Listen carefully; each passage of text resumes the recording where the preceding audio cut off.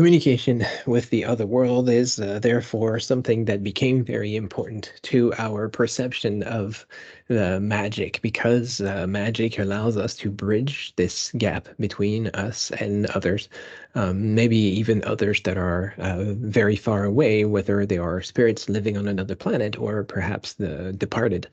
The example of the other world and its inhabitants is given here by Van Gennep, a folklorist who tells us about the Quacoyotl. The previous world is personified by a spirit which must be exorcised, a point of view which is identical to that of Christians who exorcise Satan at the time of baptism.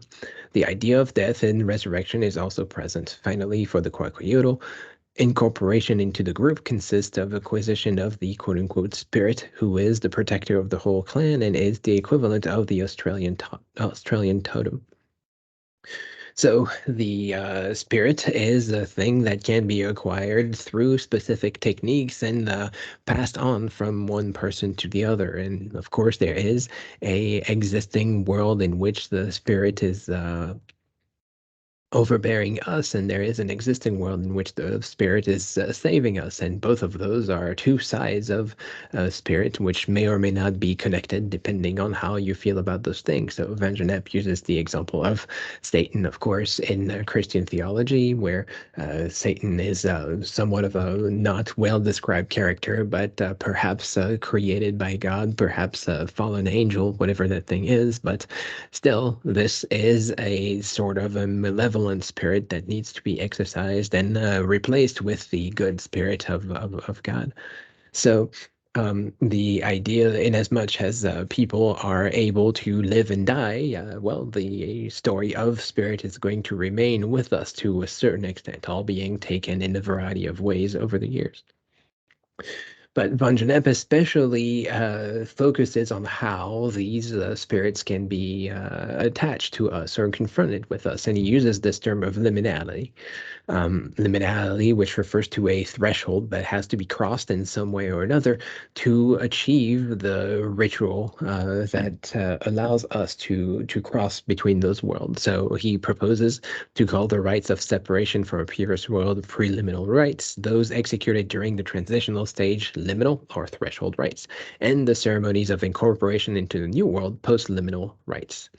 So separation from a previous world, preliminal rites, which is connecting us to the spirit of the previous world, and obviously the things that happen before that time are usually seen as the less controllable part of our existence. And during the ritual itself, there is the liminal stage at which we cross a more or less physical, more or less metaphorical threshold, whether it is the threshold of entering the stream of society or literally crossing through a gate, as it happens with weddings and the such.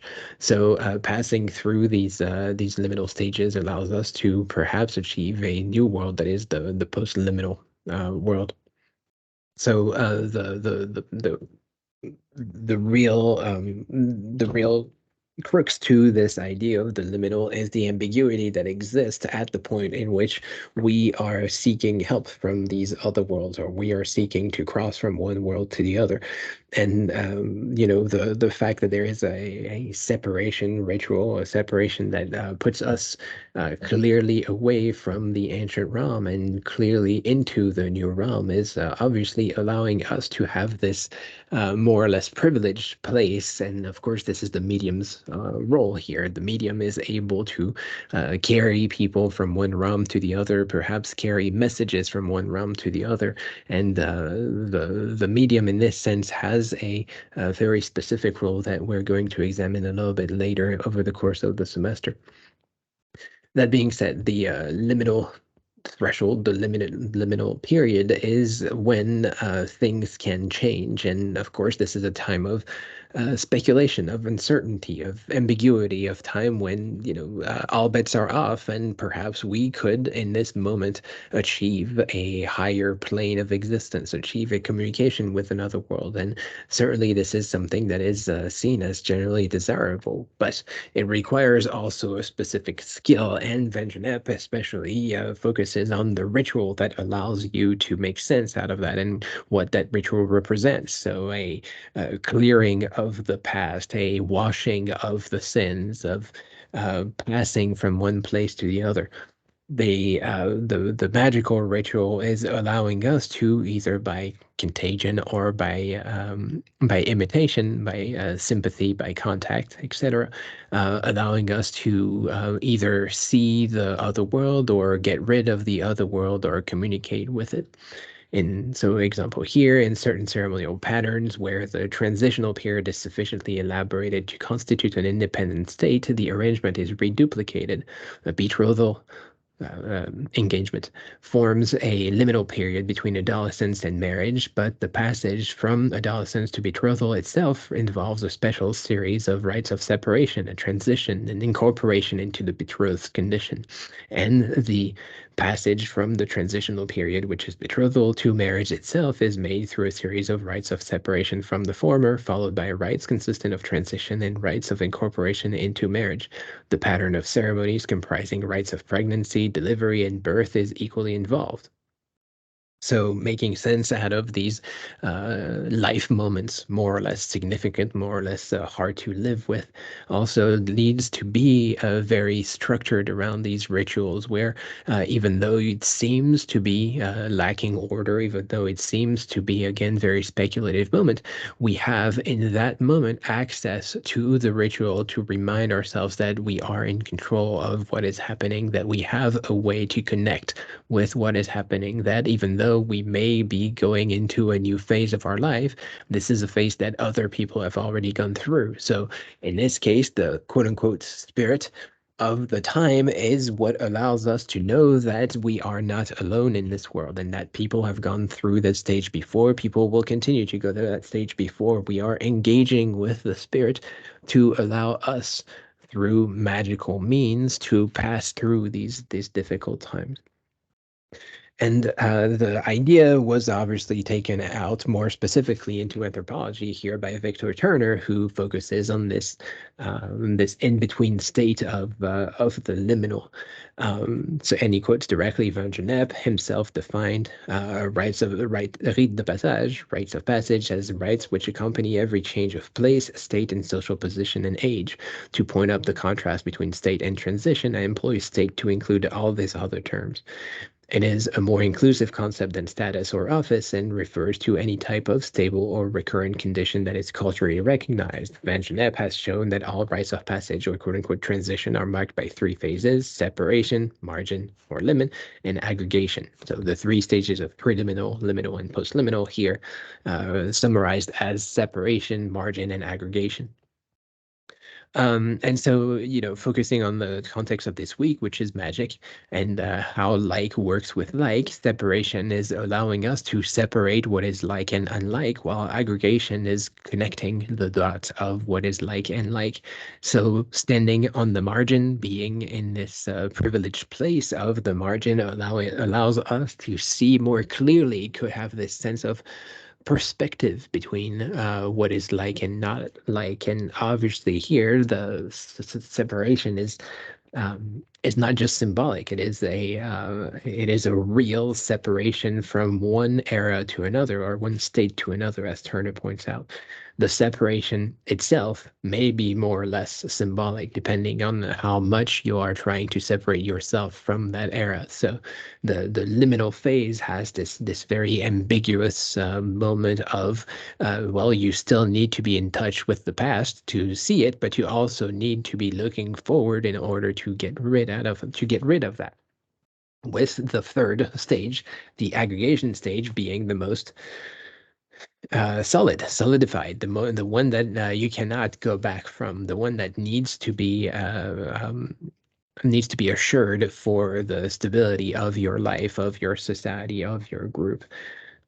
So the rites of passage here are very important because the person who is able to drive one from the preliminal stage to the postliminal stage has not only a privileged position in society, but also has the knowledge to help people go through these stages and also has the responsibility of the group existing. And certainly assuming this responsibility is another level of privilege. And of course, people who consider themselves to see angels, to see spirits, to have this truth, also have this consciousness of their responsibility and also this consciousness of being on the margin. Now, whether or not those things are directly connected, in other words, if you feel yourself on the margin, does that give you that specific access to the spirits? And conversely, if you have access to the spirits that push you to the margin, this is something that is going to be culturally defined, of course. But Turner is very much emphasizing the aspect that this liminality is connecting to a social liminality. The attributes of liminality or liminal personae, threshold people, are necessarily ambiguous since this condition and these persons elude or slip through the network of classifications that normally locate states and positions in cultural space. Liminal entities are neither here nor there. They are betwixt and between the positions assigned and arrayed by law, custom, convention, and ceremonial. As such, they are ambiguous and indeterminate attributes are expressed by a variety of symbols in the many societies that ritualize social and cultural transitions. Thus, liminality is frequently likened to death, to being in the womb, to invisibility, to darkness, to bisexuality, to the wilderness, and to an eclipse of the sun or moon.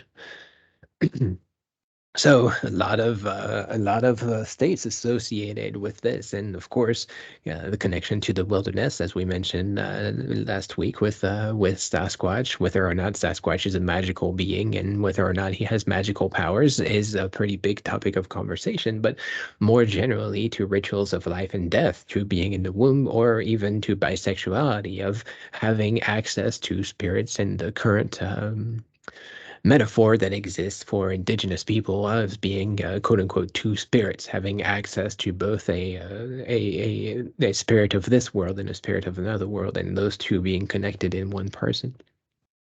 So again, a connection between the social world, the religious world, the scientific world, and making sense of this world on the much larger plane.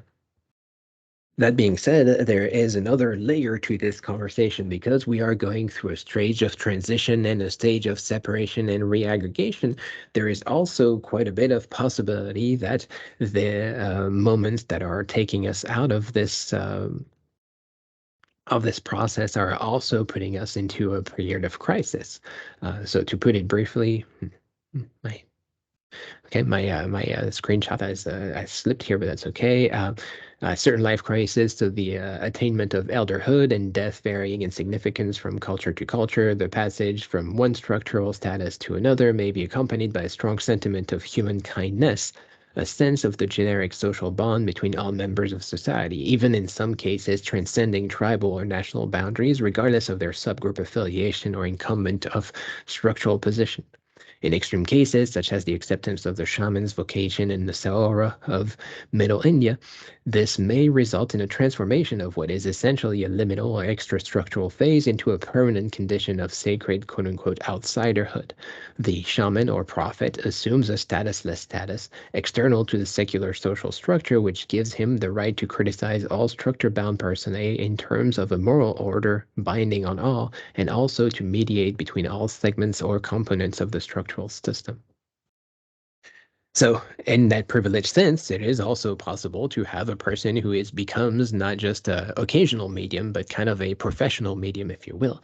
A person who has this dedicated role to being in charge of the religious and the scientific, and perhaps the clergy that exists in the Catholic Church and to a certain extent in Protestant churches has this official role of being outsider, insider, and part of the role of the social functions that are associated with this role, such as leading people into baptism and confirmation or whatever, or leading youth groups and youth pastors, also go with certain interdiction to social life, to sexuality, for example, which are obviously ways in which these people would be more pushed towards a earthly life and again moving away from the spiritual life that they are supposed to embrace. So embracing this status as an outsider is very important and actually crucial to make this system of liminal person work, because it is very difficult to ascertain that a people has the knowledge and the responsibility of doing the things except by their behavior. If they can behave in a way that lets you trust that they have achieved that knowledge, that they have achieved that status, then you know that these people are actually fulfilling the role that they are supposed to do. If, by contrast, they fail to do that role, then they can also endanger most of society to a certain extent. One last aspect that I'm mentioning to end this week, Sigmund Freud stresses in his writing the passages and difficulties of the first half of the human cycle of life, those of our infancy and adolescence, when our sun is mounting towards its zenith. C.J. Jung, on the other hand, Carl Jung, has emphasize the crises of the second portion when, in order to advance, the shining sphere must submit to descend and disappear at last into the night womb of the grave. The normal symbols of our desires and fears become converted in his this afternoon of their biography into their opposites, for it is then no longer life but death that is the challenge. What is difficult to leave then is not the womb but the phallus, unless indeed the life weariness has already seized the heart, when it will be death that calls with the promise of bliss that formerly was the lure of love. Full circle, from the tomb of the womb to the womb of the tomb we come, an ambiguous, enigmatical incursion into a world of solid matter that is soon to melt with us like the substance of a dream. This is from Joseph Campbell, a comparative mythologist who is using the newest technology that is available to him in the early 20th century, and that is psychology and psychiatry, seeing how these rituals may help people go through these life cycles of adulthood and sexual separation. Of course, this is influenced by Freud, so you can expect references to penises, unfortunately. Come something that we have to deal with.